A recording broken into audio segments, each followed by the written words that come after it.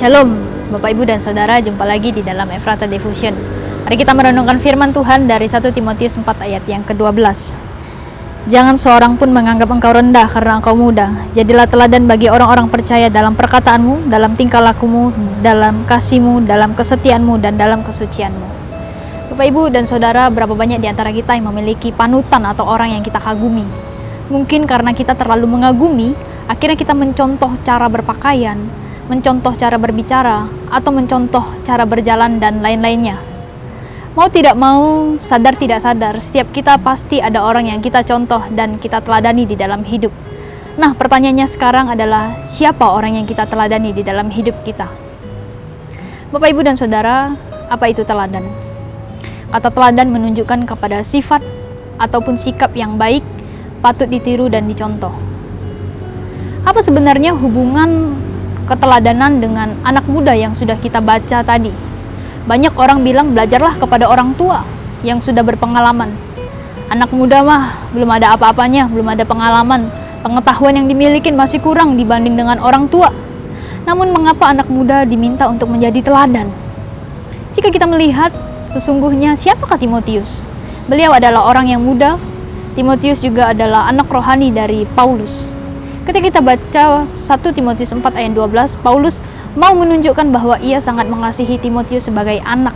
Dan Paulus tidak mau jika ada orang yang merendahkan dan meremehkan Timotius.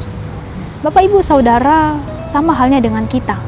Tidak ada seorang pun yang dapat menganggap remeh karena kita masih kecil atau karena masih muda. Karena semua orang mau dan ingin untuk dapat dihargai. Masalahnya di sini adalah tidak semua orang mau dan tahu cara menghargai seseorang. Bapak, Ibu, dan Saudara, keteladanan hidup adalah buah kedewasaan rohani. Karena kedewasaan rohani dalam diri seseorang tidak bergantung pada faktor usia atau berapa lama ia melayani atau seberapa lama ia menjadi orang Kristen. Karena toh pada akhirnya juga ada orang Kristen yang sudah bertahun-tahun mengikuti Tuhan tetapi belum juga memiliki kedewasaan rohani alias masih kanak-kanak rohani. Mengapa hal ini terjadi? Karena pengenalan akan Tuhan masih berkurang.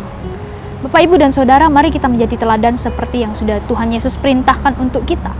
Menjadi garam dan terang dunia yang memberikan identitas kita sebagai orang Kristen dan pengikut Tuhan. Maka kemanapun kita pergi, kita membawa garam bagi orang lain dan juga terang bagi mereka yang tidak mengenal Allah. Di tengah situasi dan keadaan yang mendesak dalam menjalani hari-hari yang seakan tidak ada harapan seperti sekarang ini, saya yakin dan percaya ada orang yang layak untuk kita teladani. Mungkin ketika kita melihat mereka dalam keadaan susah, tetapi mereka tetap bergantung sepenuhnya kepada Tuhan, mari kita teladani mereka. Pertanyaannya, apakah kita siap untuk menjadi teladan bagi banyak orang yang menolak dengan berbagai alasan-alasan untuk menjadi teladan atau panutan bagi orang-orang di sekitar kita? Seringkali orang berkata, mengapa harus saya? Biarkan orang lain saja. Jangan saya. Bapak, Ibu, Saudara, Alkitab jelas mengatakan bahwa kita semua diminta untuk dapat menjadi teladan dalam banyak hal. Mulai dari perbuatan hingga dalam pertumbuhan rohani kita sendiri. Mari kita orang tua menjadi teladan bagi anak-anak kita. Anak-anak menjadi teladan bagi sesama. Lewat perkataan, tingkah laku, kasih, kesetiaan kita dalam kesucian kita, agar Tuhan tetap dipermuliakan dan banyak orang yang akhirnya mengenal dan melihat Kristus di dalam kehidupan kita. Mari kita berdoa. Tuhan Yesus yang baik, kami mengucap syukur untuk teladan yang Tuhan berikan kepada kami.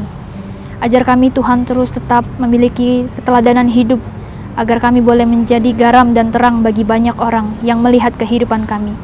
Berkati kami Tuhan, kami menyerahkan kehidupan kami sepanjang hari ini ke dalam tangan Tuhan. Biar Tuhan yang memimpin kami, memberikan kami keteladanan agar setiap orang yang berjumpa dengan kami, mereka boleh melihat Kristus di dalamnya. Terima kasih Tuhan, hanya di dalam nama Tuhan Yesus kami sudah berdoa dan mengucap syukur. Amin.